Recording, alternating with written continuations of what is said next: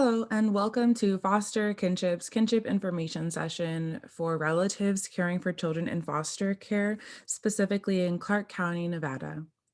My name is Leah Dodds. I'm the Director of Caregiver Support at Foster Kinship, and I'm excited to chat with you about what this journey can look like and talk about some resources with you now that you're caring for a relative's child. I first want to say thank you so much for stepping up. This job is not easy, and we are here to support you to hopefully fill in some of those gaps that you may be experiencing on this journey. Foster Kinship is a 501(c)(3) nonprofit, so we do not work for the Department of Family Services. However, we do partner with them and have contracts in place to provide supportive services and resources to you and your family. Now that you're raising a relative's child, you might need some help. And we're here to provide that to you through some different ways. And we'll talk about the different programs that we can offer you and also how we partner with family services to make sure that your family has their needs met and you can do the most important job of caring for your kiddo that you have now. Some objectives of this information session are to provide you some resources for support. We're going to chat about the TANF programs, which is child only TANF, and fictive kin TANF, which is just assistance through welfare. I'm going to explain the kinship licensing process. And hopefully, through this information session, I'm going to answer any questions that you may have. But if not, I'm also going to provide you with ways that you can get in touch with us at Foster Kinship to ask any questions and get the information that you need. Before we start, let's chat about some important definitions. So, the Child Welfare Agency is Department of Family Services, also known as DFS.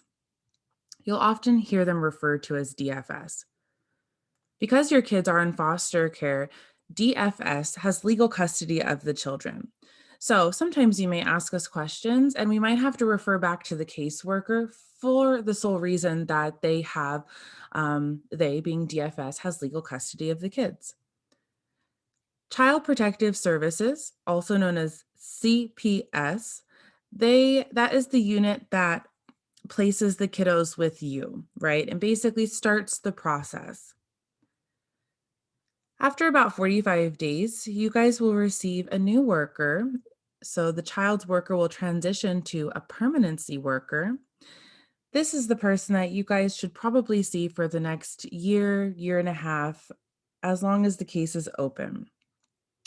This is going to be the child's caseworker and the parent's caseworker. And you all are kinship caregivers, right? Some of you are related by blood, like grandma, aunt, uncle, grandpa, right? Great grandma. And some of you are identified as fictive kin caregivers, right? And so this just means that there is no blood relationship, but there's a strong emotional bond or a bond in some way, right? You're a neighbor, you're a godparent, you're a family friend, maybe you're a therapist or a teacher, some relationship like that where you know the kiddos. And at Foster Kinship, we have family advocates. So we are people who can provide you with accurate information so you understand your rights and responsibilities now that you're caring for a child in foster care. We're going to be able to help you advocate for yourself so you can make sure that your needs are heard and most importantly, that of the kiddos that you're caring for. And we're going to walk or drive alongside you on this journey until it's over. So let's first chat about some resources that you can access right now. So, because the children are in foster care, you received a placement custody notification, also known as a placement letter. This document lists important information such as names and date of births of the kiddos, and sometimes it'll list your date of birth as well. It'll note your relationship to the kiddos, as well as Medicaid information. And this is your proof that you have physical custody of the kiddos. We don't have guardianship at this point. We just have physical custody, right? Family Services, who has legal custody, has placed the kiddos with us and provided us with physical custody because this has been approved by the courts. Also, like I mentioned, it will usually list Medicaid information. Sometimes it will say that it's pending because you're going to be mailed a packet. This white packet will have all of the kiddos' Medicaid information. Because they are in foster care, they do have fee-for-service Medicaid. So this means that you can take them to the doctor and that stuff is covered. Another resource that you can access is Foster Kinship's Helpline.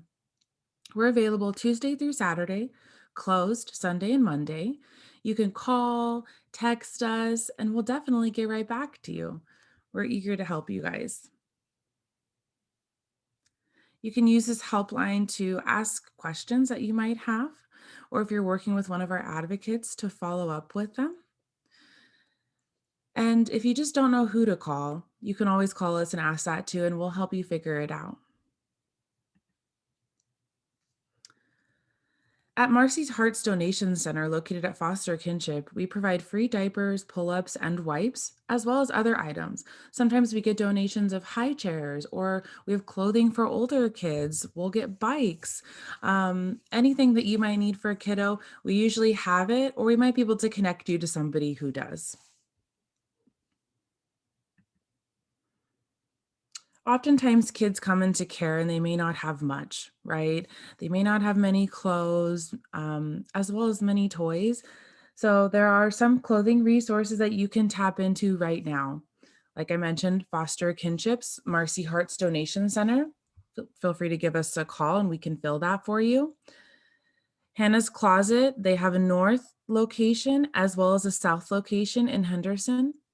And then there's Peggy's Attic, which is located down by Child Haven.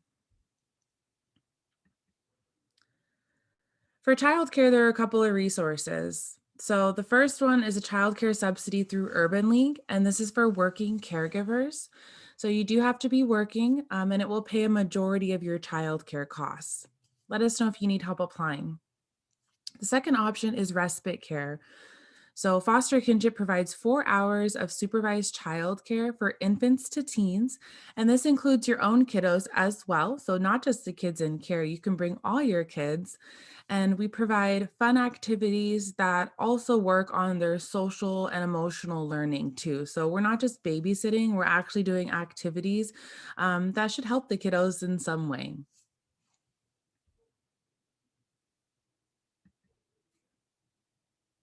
Financial resources. So because the kiddos are now in your home, you might need some financial resources. So we have two options that we're going to talk about. There's the TANF program through Division of Welfare and Supportive Services. And then there's becoming a licensed kinship foster parent through Department of Family Services. I'm going to chat about both of these options. Let's first talk about TANF.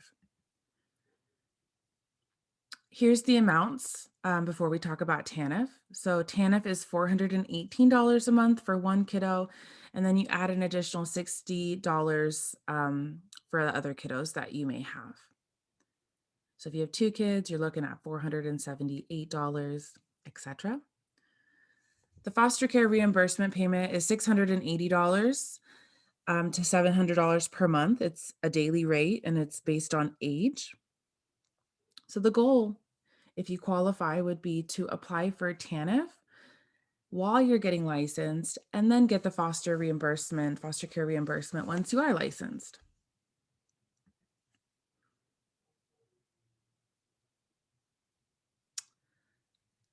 So child-only TANF, like I mentioned, there are two TANF programs. So there's child-only TANF and then there's fictive kin TANF.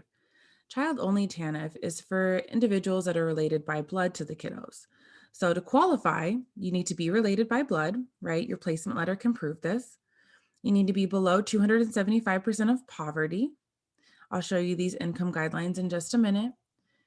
You need to have less than $10,000 in a checking or savings or cash that you can access right now. And then you need to be willing to comply with child support. So a federal requirement of welfare programs, including food stamps or SNAP, is that you basically answer questions about the parents. If you don't know, that's okay. And then the child support division will take that information and do whatever they need to do with that. You can apply at welfare via mail or online. or let us help you. We'll be happy to do the application for you. And you can actually skip the line at welfare if you schedule with us because we have a welfare worker on site. So we'd be happy to help you with that. I apologize, I cut off our website because you can find out more information on our website. The picture at the bottom is our main page, and you'll just click resources and go to child only TANF. And we even have a screener there that will screen you to let you know if you qualify, or you can just call us. Our website is fosterkinship.org. O-R-G. Then there's fictive kin TANF. So fictive kin TANF, you need to be identified as fictive kin and starting the licensing process, okay? Fictive kin TANF was designed to support you while you go through the process, so you can only have it for 6 months once you're approved. You need to be below 275% of poverty. You need to have less than 10,000 in a checking or savings account or cash. And you need to be willing to comply with child support, same as the child only TANF program too. And how you apply is you actually have to apply with us at Foster Kinship. We'll do the application. Family Services needs to sign off on it, saying that you are starting the process and just confirming you're caring for a child in care. And then they send it to welfare. Again, our website is right there, fosterkinship.org. And then you can check out the free screening tool that we've developed by clicking Child Only TANF. Here are the income guidelines. So if you have a family size of 4, so let's say it's you and your spouse and the 2 kids that you're caring for, okay? Your income needs to be under $6,004 per month, and that's gross income. So that's what we would be looking at. And then the amount, if you have 2 kids, you go all the way over here, and it would be $478. 3 kids, $538, etc. So let's chat about licensing. So you get TANF if you qualify, and then you're going to be starting this licensing process. So as you begin the journey, Family Services asked, are you willing to be considered a placement option for the kiddo, right? And if you're at this point, you've probably said yes. Thank you for saying yes. They did a safety check, right? They did a background check on you and everybody 18 or over in your home. They checked for any past child abuse, and then they did a home visit. Might have taken some pictures of your home, looked in your fridge, turned on your lights, and made sure your electricity worked. Now, we are getting licensed, right? So to become licensed, you must meet Nevada's requirements for being a foster parent. This includes training classes, an in-depth application, and a detailed home study. Now, note, not all relatives or fictive kin who have children placed in their home by Family Services are eligible to become licensed, okay? So just because you got placement does not mean that you can become licensed. In most cases it does, but there may be some things that will preclude you from the process, and we can chat about that privately. Some things that I might include are something on the background, in your background check, or perhaps something in your home that can't meet the licensing standards, okay? I do wanna say most people can get licensed.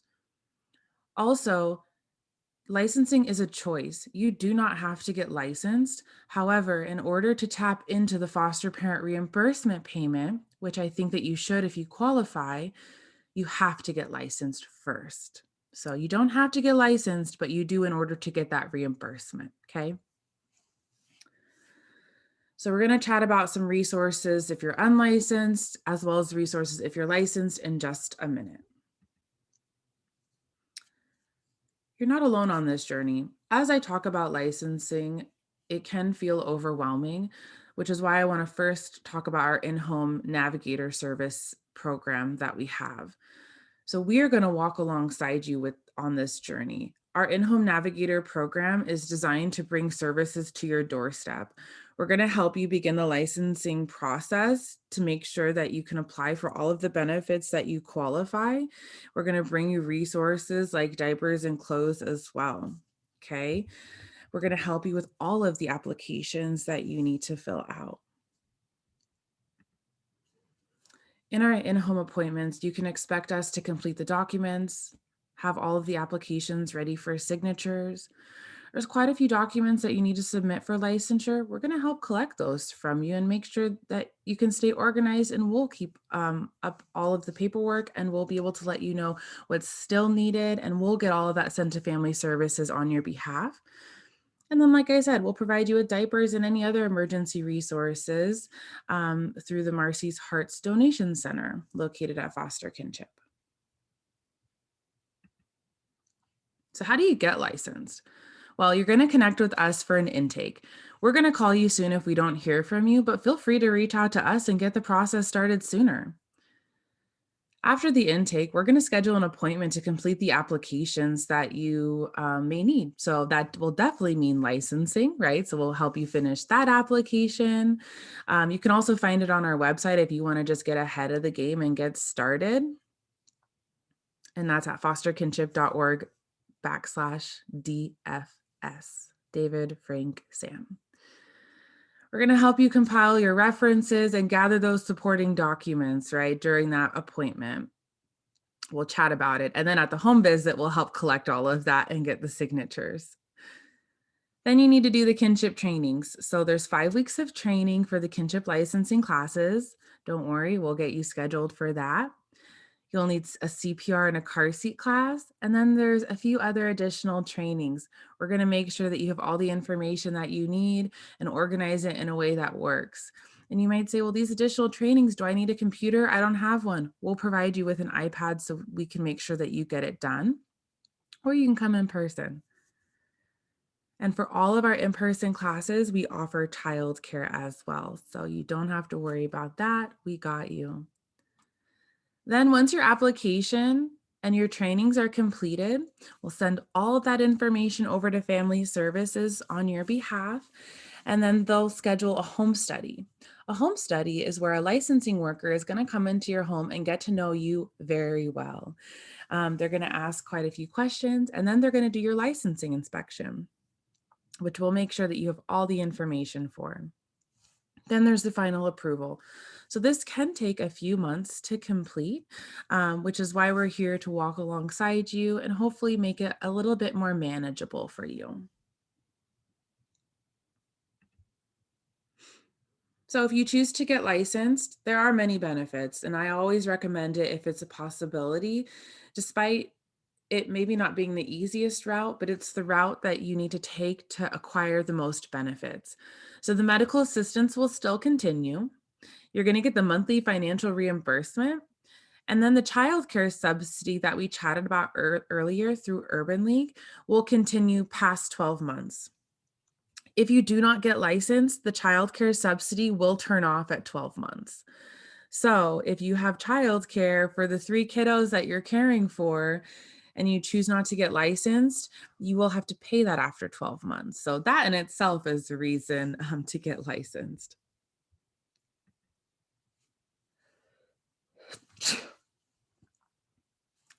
If you don't get licensed, the child won't be in foster care.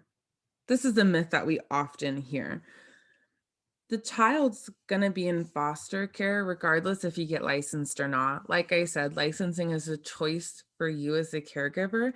It doesn't stop the actual child welfare case. If I don't need to get licensed, this is only temporary. Yes, this is always designed to be temporary because foster care is temporary. The goal is for kids to go back home, right? Or have the most stable permanent option if that's not available, that being them going home. Temporary has different definitions. I've seen cases that only last a couple of weeks, maybe a couple of months. We also have cases that last years. And so I would rather you get all of the resources in the front end of it so then you can have your needs met. But again, most importantly, the kiddos and your care needs met for the long journey, if that's what's needed. I don't want agency workers in my home. That is fair. You guys are working with a lot of different people, right? At foster kinship, at family services. Getting licensed will have one more person in your home. You will get a licensing worker. They come at least once a year, but they might schedule intermittent visits with you during the year just to provide support as a foster parent. We want you to get licensed because licensed homes are typically what's best for kiddos in foster care because, again, you have access to all those good resources that you need. It's my relative. I don't need to get paid. Well, kiddos that are in a traditional foster home, those foster parents get paid right away, or their payment starts right away once the kiddos enter their home. I don't feel that it's personally fair for relatives to go through all of their savings to care for kiddos that they maybe didn't necessarily plan to care for. So, that being said, I do think that as kinship caregivers, we should tap into all of the resources that we have access for. I also often hear caregivers say, well, I don't want to take away from others. I don't want to take away from others. There's somebody who could utilize SNAP or food stamps, TANF, or the licensing benefits more than me. No, you qualify. Like this money has been allocated for this purpose, right? And you won't be taking away from others by you choosing to tap into these resources.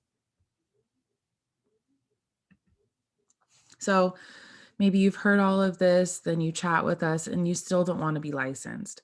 So if you do not want to get licensed, like I said, that is probably fine at this point in time. That means that you'll still get medical assistance, so they'll still get fee-for-service Medicaid. And then you can get child-only TANF, right? But remember, this is income-based and it's only for blood relatives. If you are a fictive kin that chooses to not get licensed, you cannot get TANF because fictive kin can only get TANF if you are going through the licensing process, right? So it's only while getting licensed. You can also get food stamps or SNAP if you qualify.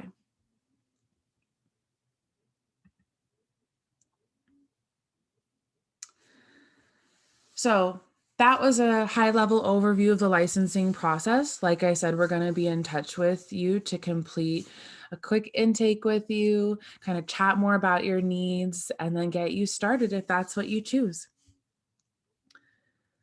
So there are some rules of the road because the child is in foster care. So again, there's the placement, custody notification, or letter that proves this. So some rules of the road. All caregivers are expected to provide safe homes as defined by the agencies. Caseworkers will conduct monthly home visits and safety checks. So a safe home, right? Cleaning products, locked, right? Or on a high shelf. Things like that. Monthly visits, like I said, they can be unannounced. So every so often, caseworkers by policy need to come unannounced. Try to let them know what your schedule is. During these monthly visits, they may ask to conduct body checks on children as well or speak privately to the kids. This is really just because kids do get hurt in foster homes at a rate higher than the normal population. So kids still get hurt in foster homes. So caseworkers, one of their important roles are to ensure the safety of kids in our homes and other foster homes. So this is why it is a policy.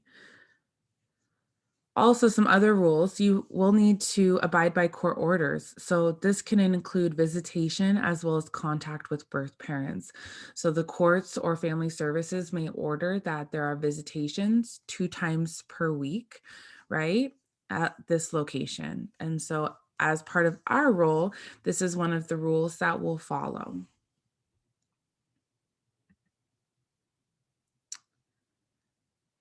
So where we kind of take a passenger seat is in dependency court.